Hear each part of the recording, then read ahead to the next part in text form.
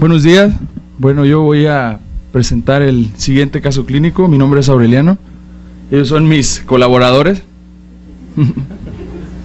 Se trata de un paciente femenino de 66 años que acude a la consulta refiriendo que ve neblina, además de enrojecimiento y lagrimeo de ambos ojos. Acude a oftalmólogo particular, quien le recomienda venir porque presenta una elevación de la presión intraocular en el ojo izquierdo. Le inicia tratamiento con Critantec y Lagrisel. Como antecedentes personales patológicos, refiere hipotiroidismo desde 1990, tratado con levotiroxina, 150 microgramos al día. Refiere síntomas compatibles con una probable sinusitis. Además, refiere inflamación y dolor de las glándulas salivales, específicamente cuando hace mucho frío o toma algo ácido. Llega a la consulta de primera vez con una agudeza visual de 20-30 en ambos ojos y una presión intraocular de 20.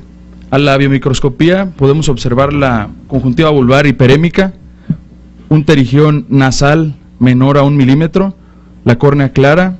Presentaba también queratopatía puntada superficial en la córnea, precipitados retroqueráticos medianos. En la cámara anterior presentaba una cruz de celularidad, el iris íntegro, la pupila refléctica y el cristalino claro. Del fondo de ojo no tenemos fotos, pero únicamente refería de importancia unas lesiones hipopigmentadas asociadas a áreas de vasculitis en el ecuador y en la periferia.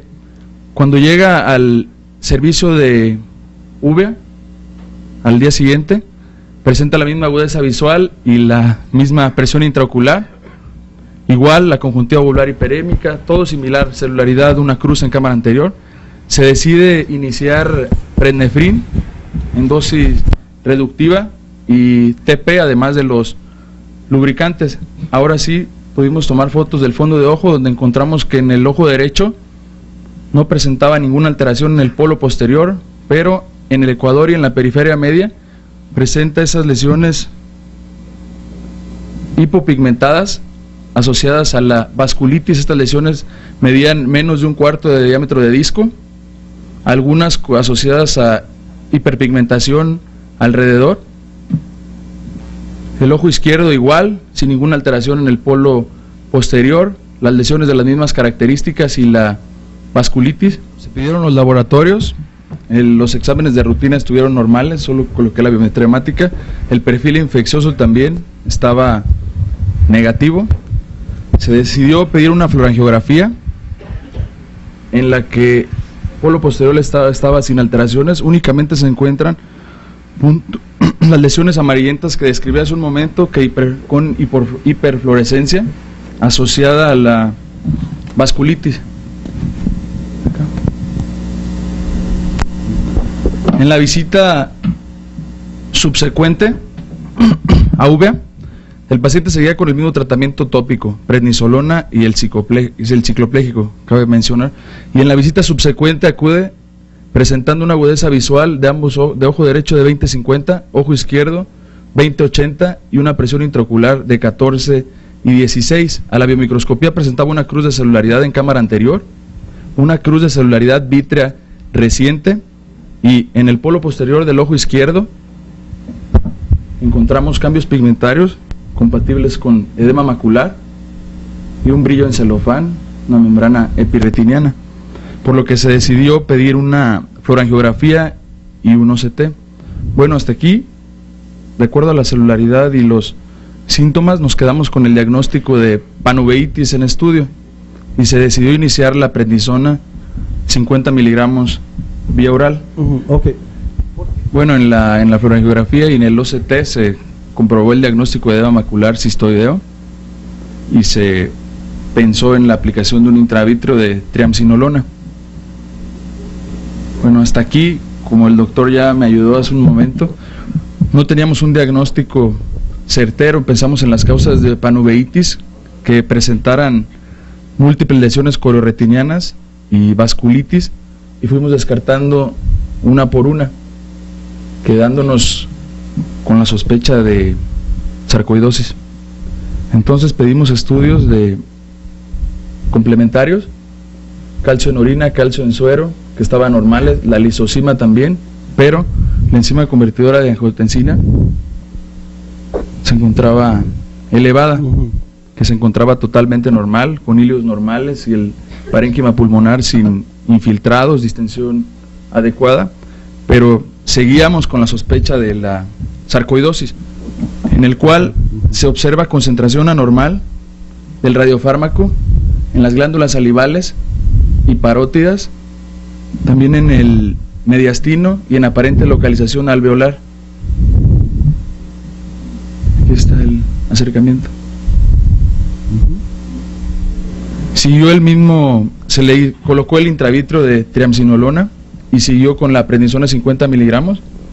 En la última visita de control, que fue el 31 de octubre, presentó una mejoría parcial en la agudeza visual del ojo izquierdo de 20/80 a 20/50. Está pendiente el OCT y la nueva fluorangiografía. Bueno, ahora les voy a hablar de la sarcoidosis. La sarcoidosis es un trastorno granulomatoso multisistémico que presenta síntomas intratorácicos en un 90%, pero cabe mencionar que el 25 a 50% de los pacientes también presentan afección ocular y causa un 3 a 10% de las uveitis. Generalmente es en personas afroamericanas de ambos sexos, mujeres entre 20 y 50 años. La lesión es un granuloma o tubérculo de células epitelioides no calcificante. Importantemente, la afección ocular puede preceder a la afección sistémica. La paciente no nos refería a ningún problema respiratorio, ni cardíaco, ni musculoesquelético, y puede coexistir la afección ocular también en pacientes que a lo largo de muchos años no han tenido ningún problema relacionado a la sarcoidosis. Los criterios diagnósticos para la sarcoidosis, bueno, de sospecha es la adenopatía ilear, el eritema nodoso, el incremento de la ECA en suero, que lo teníamos, el galio scan, que aumentaba en la glándula salival, en las parótidas, la linfadenopatía, el calcio sérico elevado o urinario, el decremento de la capacidad funcional pulmonar. El diagnóstico definitivo, como dicen, es la confirmación histológica de un granuloma no calcificante, pero la paciente no tenía ninguna lesión de donde pudiéramos tomarla. Y como hallazgos asociados, pues son la uveitis, la artritis, signos neurológicos, anemia y la linfadenopatía generalizada. Esos son los porcentajes del involucro sistémico, el mayor la adenopatía ilear, 74%, entre otros. Y las manifestaciones oculares de la sarcoidosis principalmente afectan al segmento anterior en un 85%.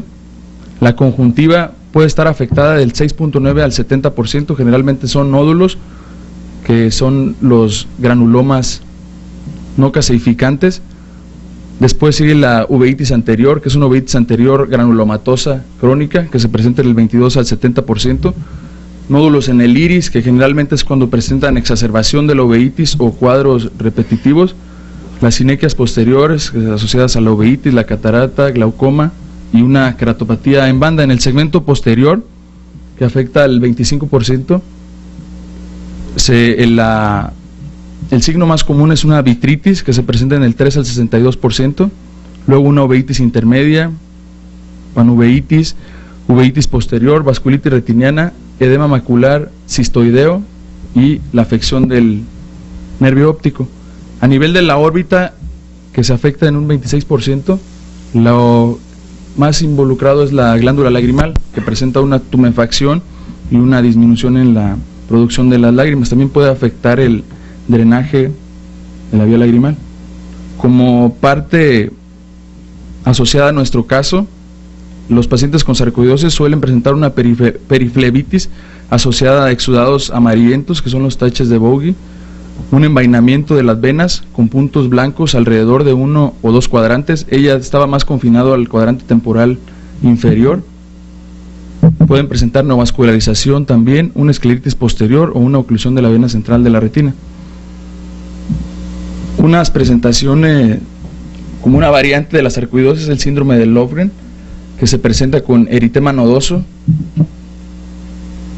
artropatía febril, adenopatía ilear bilateral, iritis aguda. Este responde muy bien a los esteroides sistémicos. Otro es el síndrome de Hereford o la fiebre uveoparatiroidea, que se presenta con un cuadro de uveitis, parotiditis, fiebre, parálisis de nervios faciales, también responde a los esteroides, y la sarcoidosis crónica, que se diagnostica ya cuando tiene más de 2 años, tiene afección interpulmonar y una uveitis crónica. Bueno, ahí lo tapé ya. Pero de acuerdo a Foster, lo primero que se pide es una radiografía de tórax, luego la enzima convertidora de angiotensina, lisosima, calcio urinario, los skin test, como decía Arturo, que están en desuso, y la biopsia de la conjuntiva. Después de esto, si los estudios son positivos, se puede hacer una tomografía de tórax o un galio scan, como lo hicimos nosotros. Pero para corroborar el diagnóstico y tener la certeza de que es una sarcoidosis, lo que se necesita hacer es una biopsia transbronquial o una biopsia de pulmón a cielo abierto. Lo que se encuentra en la sarcoidosis, bueno, es la adenopatía parailear o la fibrosis, y en el galio scan un signo característico, el signo del panda, que es algo parecido al de nuestra paciente, más la afección alveolar. Bueno, el tratamiento, cuando se presenta como una uveitis anterior e intermedia, que fue como debutó, estuvo bien manejada, es esteroide tópico y el cicloplégico. Cuando presentan datos de uveitis posterior y panuveitis es cuando se inicia el esteroide sistémico. Si persiste la inflamación, se inician inmunomoduladores como aciatoprina, metrotexate, ciclosporina, ciclofosfamida e inclusive infliximab. Claro, previos estudios de pruebas de función hepática y PPD y todo que ya teníamos. Como complicaciones, la más frecuente que afecta la agudeza visual es el edema macular cistoideo, membrana epiretiniana, un agujero macular o atrofia del nervio óptico. También puede desarrollar glaucoma, que puede ser secundario a trabeculitis o a las sinequias anteriores periféricas relacionadas con la uveitis, o inclusive inducida por el uso de esteroides crónicos, igual la catarata y hemorragia vítrea en los casos que presentan una neovascularización coroidea. El pronóstico, bueno, los pacientes, se presenta una pérdida visual severa, que es 20/200 o peor, entre el 6 y el 23.8%, y una pérdida peor de 20/40 en el 39% de los pacientes. Nuestra paciente ahorita está en 20/50 y está pendiente el OCT y la nueva fluorangiografía para ver si se aplica otro intravítrea.